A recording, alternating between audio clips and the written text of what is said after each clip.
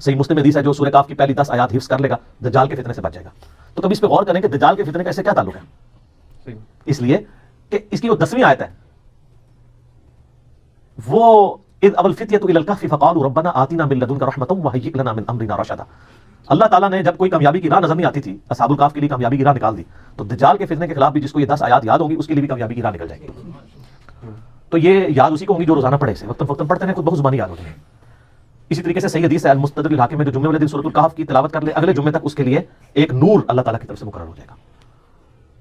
اور صحیح بخاری میں حدیث ہے نا, وہ سورۃ الکہف ایک صحابی پڑھ رہے تھے تو ان کا گھوڑا جو ہے وہ بدک گیا تھا, فرشتے وہ سننے کے لیے آ گئے تھے.